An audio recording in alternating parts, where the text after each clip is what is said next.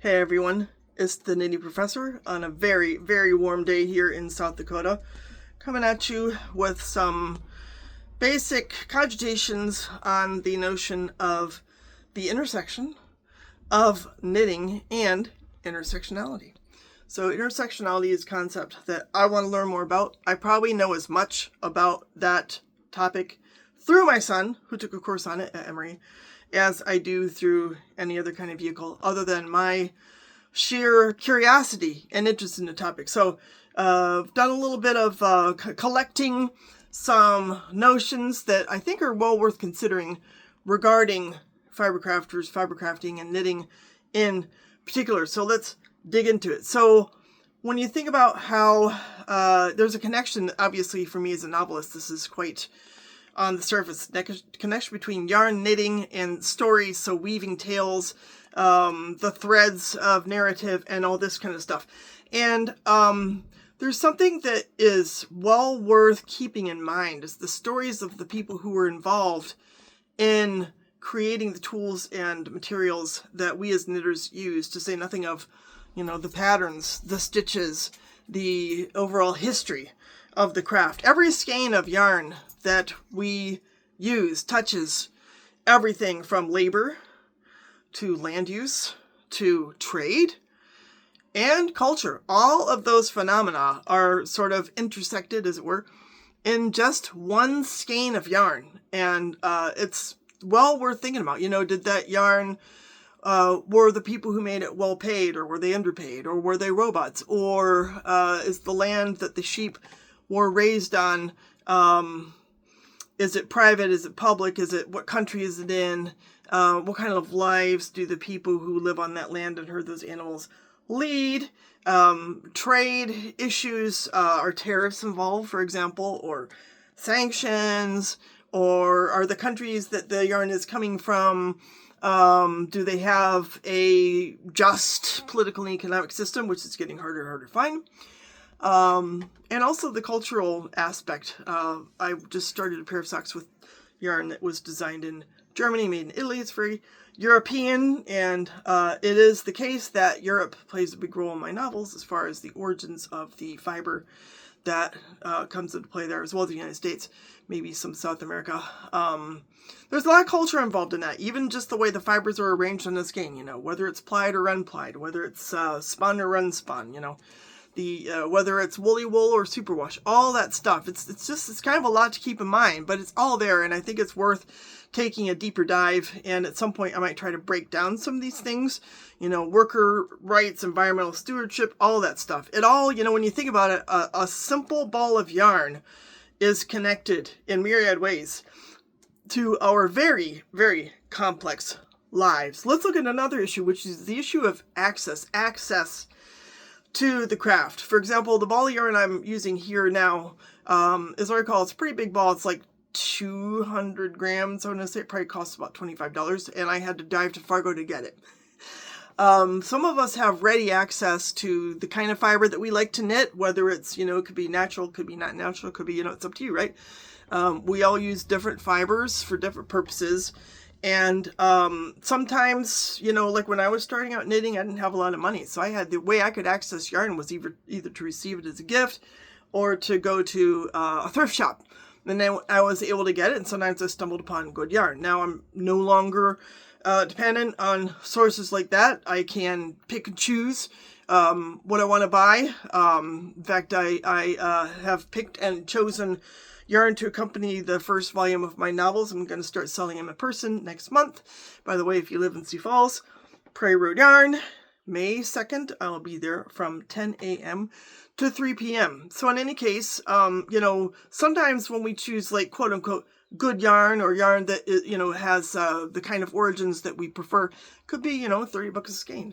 Whereas if we're willing to maybe even compromise our values, depending on what those values are, right? All our values differ. We might not be concerned about, whether we bought it at Hobby Lobby, or whether it came from China, or whether it came from India, or who made it, So, but access does shape participation. The cost of materials, the cost of needles. I've bought, when I first started out, some really crappy needles that hurt my hands because of how they were shaped and the materials that they were made out of. And then I realized if I spent more, then I could save my hands that kind of misery, but it cost extra money, right? So in case you look into those kinds of tools at a thrift shop, then you might luck out, or maybe somebody gives them to you, right? Then you can access. But access is not guaranteed, and it's not necessarily fair, and it's something to keep in mind. Disability access, is also a concern. Like, are the patterns available in Braille or audio, or are they, if they are transcribed, are they transcribed correctly? I recently, actually, in a course I was taking to prepare myself to teach Braille, ran across at the BANA, the Braille Authority of North America, one of the top new developments was now we have new guidelines for making Braille patterns in knitting and purling. And obviously, if they had new guidelines, there must have been some kind of an issue where the old guidelines weren't cutting it, So that's even, disability access from that standpoint is another issue. Maybe you're knitting with one hand, or you're knitting, I've seen people knit with their toes. What about the needles that you would use for that? Are the needles that are available going to work for you? Or, should manufacturers keep in mind, somebody might not have all their fingers, and so they have to have needles that will work for them, or, what needs to happen? How can disabled people be more engaged in assuring that their needs are met with regard to the kinds of tools in particular and patterns that are available to them? Time. How about accessing time? Not everyone has leisure time. I mean, I'm retired, so I still work, like I'm a writer, and I still teach classes and I translate. So time is, still like an issue for me, but not like it would be, for example, for my younger son. Works his ass off all day long, and then he comes home tired. And he's been literally crying on my shoulder over the phone about not having access to hobbies. So having time can be a luxury, that it can be not a simple situation to find the time that you really arguably need to pursue a hobby that is going to give you happiness, enjoyment, relaxation that is really crucial to flourishing and to thriving as a human being. So access is another, it's an issue, it's something we have to keep in mind. And again, I might want to be digging into some of these issues down the road as I continue to think and to apply a lot of these concepts to my writing, to my novels, because I think they deserve to be questioned.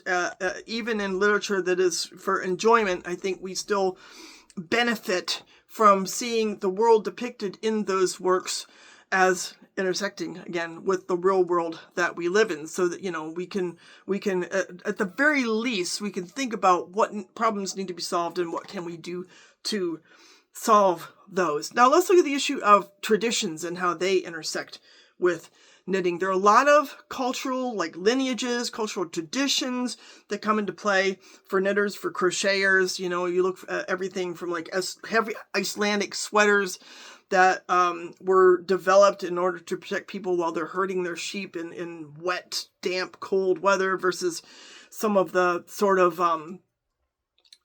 fancy or elegant or colorful cultural products that I associate, for example, with South American knitting, which in some cultures was more of a male tradition, and some of it had to do with prestige, knitting certain garments to demonstrate a certain cultural or social rank that exists. You even can think about traditions in Norway with the wedding garments or the fancy traditional garments that are worn at cultural events, parades, this kind of thing. They can also relate back to class. And the way that knitting has changed over the decades, and the kinds of traditions that they have sort of fed into the traditions that go on today. You look at knitting 100 years ago versus knitting in the 50s, post-World War II, and how the historical events that shaped the way knitting was practiced in those eras has also sort of informed the way that different groups and different individuals knit today. I do sometimes I'll get a knitting book that has a historical sort of introduction to it, and it's often really interesting to to read about the traditions. Like I have a whole book about Faroese knitting, for example, and the Faroe Islands. I have a book about Scottish knitting. I wouldn't mind knowing more about the South American traditions. I've seen some videos on that. It's very interesting. And I know next to nothing about like knitting traditions in, say, Turkey or Mongolia, or, you know, a lot of places where wool is huge, but I don't really know as much as I should about how those traditions intersect and how they kind of intersect with Western appropriation, cooptation, that kind of thing, from even starting with the Crusades and going onward from there. So yeah, we can honor traditions and credit techniques. I think it's very important to understand that we've inherited stitches, patterns, skills, techniques that were invented by people that came before us, and to the extent possible to, credit them for that accomplishment, all the while we are enjoying, the peaceful hobby of just sitting and taking advantage of that sort of now collective knowledge. What about the spaces where crafting, knitting takes place? That's a huge topic in my novels. I have this yarn shop that just keeps evolving, and a part of me is wondering how much further can it evolve? Like I'm about to add a tea shop, and I've been in a lot of yarn shops now across the United States, some in Canada and some in Europe. And some are culturally, very distinctive from others. You can think in terms of like the age of the people who go there, the gender of the people who shop there, the amount of money that they have, whether they are very well off, leisurely, can afford, expensive European whatever, or if they're younger and they're looking for satisfying colors and textures, but that aren't going to break their budget. Because they want to have access to self-expression. And the spaces, some of those places have gathering space, like even the ability to afford to make that space available to people is something worth contemplating. I've been into tiny yarn shops in New York City where they have a tiny gathering space because, yes, they do want to make that experience possible. But when you think about the rents that they have to pay for, it's a lot different from going to a yarn shop in, say, Billings, Montana, where they have all the room that they could ask for, and they can devote an entire room, or maybe somewhere in Colorado, an entire room to, offering classes or inviting people in, or even providing beverages, or, nice seating versus metal chairs or this kind of thing. And the welcoming aspect, right? I've heard of yarn shops where if you were black and you walked in there, they looked on you with suspicion. And if you were white, they didn't. That's obviously wrong. But does it happen? Absolutely. There is, sort of a culture that is related to social dynamics that can attach to a lot of different yarn stores, gathering spaces, guilds. And obviously in my novels, I want my Fiber Guild, my Flatlands Fiber Guild, to be welcoming and inviting. It's not perfect, right? There are times when people argue at the Fiber Guild meetings, which is of course fun and entertaining, right?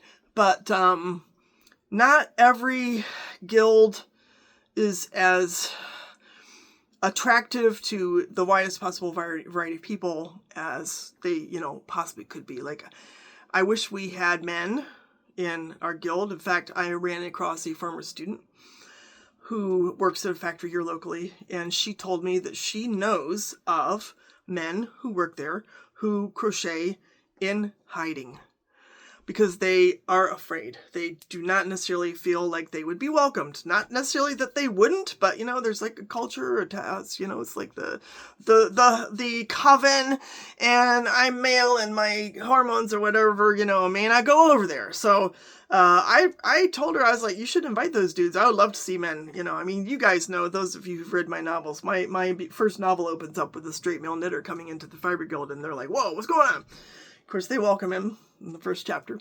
That doesn't always necessarily happen everywhere. Let's look at the issue of slow fashion. So slow fashion I'm always using the hashtag in my videos because I think it's important. But let's be honest. So while choosing handcraft over fast fashion could be a political act, it may also require privilege in the form of time and money. And I'm guilty of not always acknowledging that.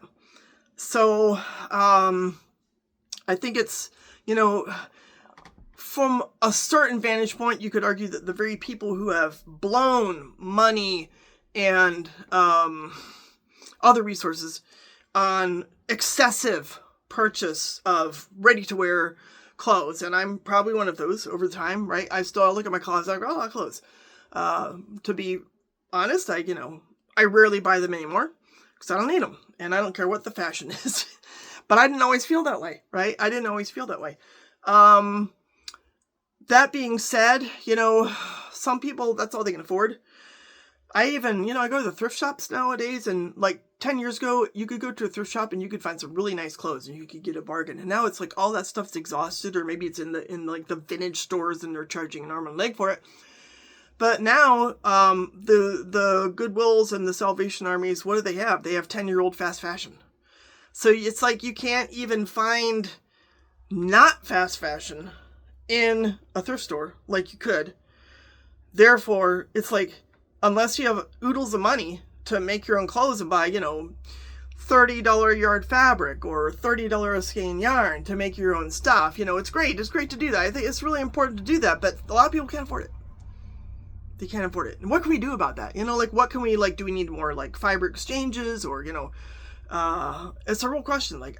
It's hard to know what to do because with prices and tariffs and now the energy crisis and all this kind of stuff, prices are only going up and those kinds of things are only less accessible. So it's something important to keep in mind. So slow, it's not necessarily something that everyone has access to.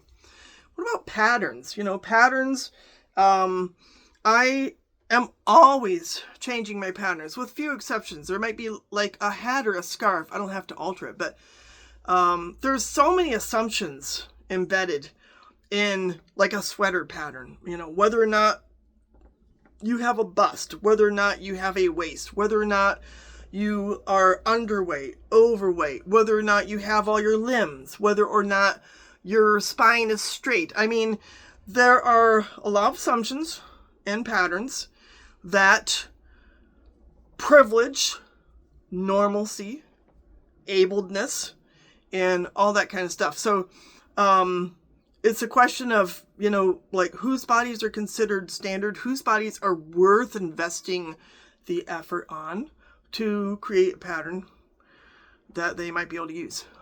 It's a real issue, and let's acknowledge it's a challenge because everybody is different. And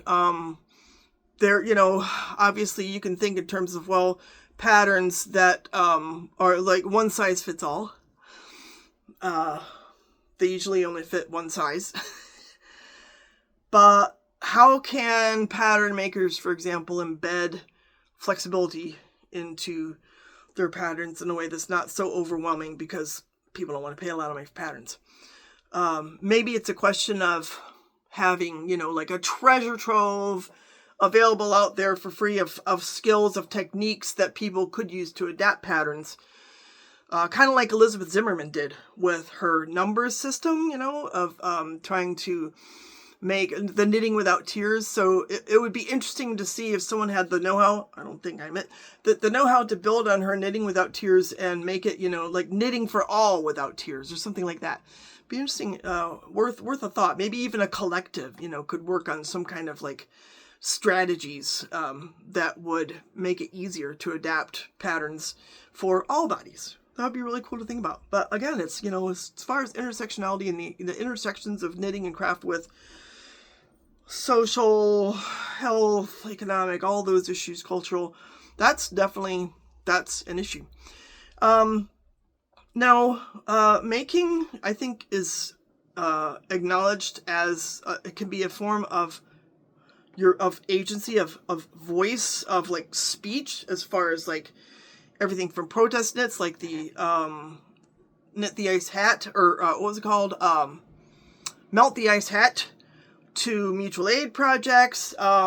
Solidarity is something that knitting has the opportunity to express. Knitting can make connections between communities. It can build bridges.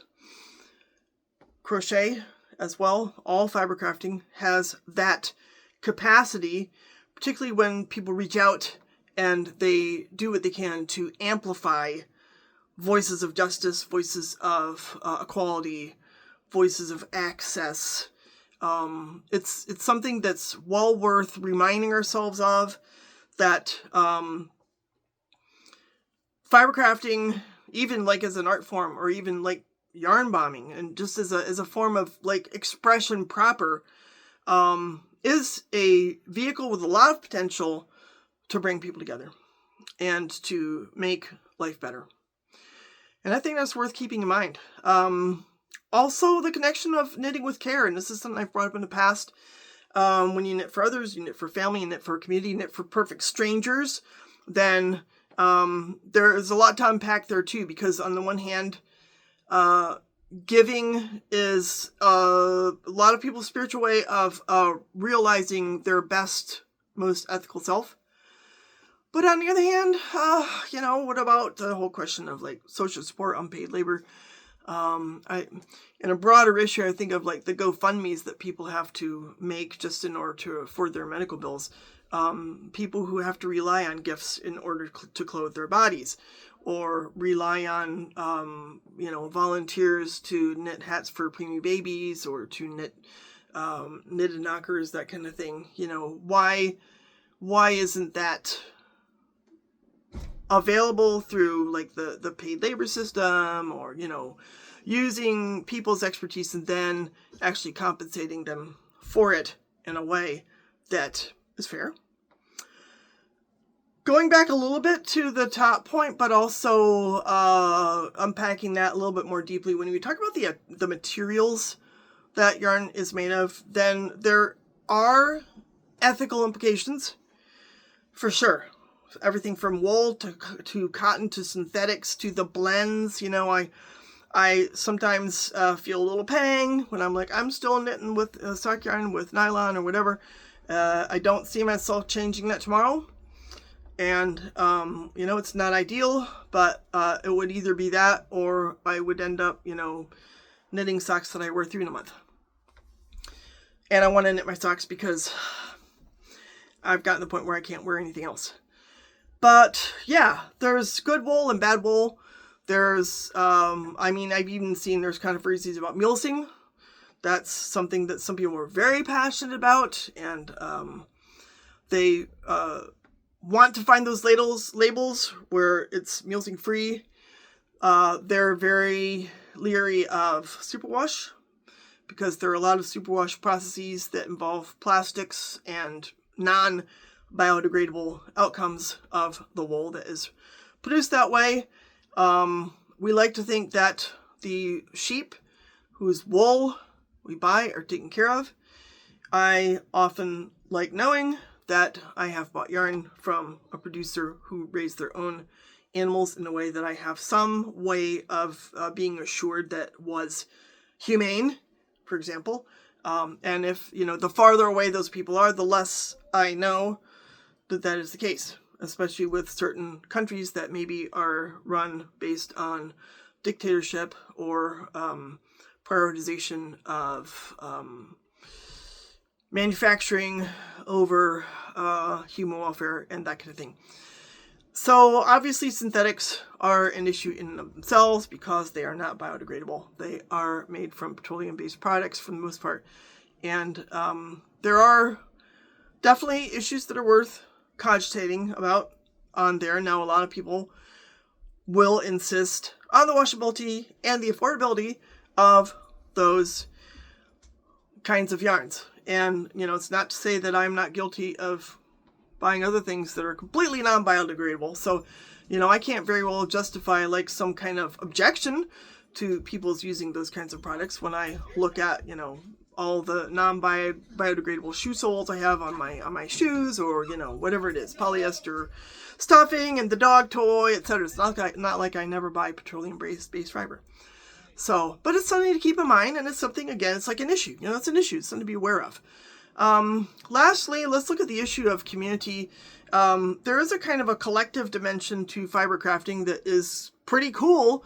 When you think about it, I'm on the board of the North Country Fiber Fair here in South Dakota, and we have people come and teach skills, and it's really cool. We have everything from teaching spinning to teaching how to make to weave pine needle baskets and everything in between. I've seen rug hooking, spinning, knitting, basic knitting, all kinds of things. When we teach each other these kinds of things, it does strengthen community in a way that can be very beautiful, and it can reinforce our opportunity to flourish, our connection with each other, and it can also allow us to build on that foundation with conversations that can improve justice for all, improve opportunities for all, and allow us to bring to the table overlapping social issues that affect all of us in one way or another, and to feed each other, even, to have like potlucks and stuff like that. It's really a beautiful thing to celebrate who we are as crafters in groups, our collective knowledge, our collective practice, and hopefully, in the best of worlds, our collective capacity for the best possible ethics. So those are my cogitations on the theme of not being single issue crafters and the intersectional dimension of knitting. I look forward to your comments. Hope that you enjoyed today's video, and if you'd be interested in having me dive deeper into any one or three of these individual topics, feel free to let me know. Y'all have a great rest of your week. We'll talk soon. Ciao.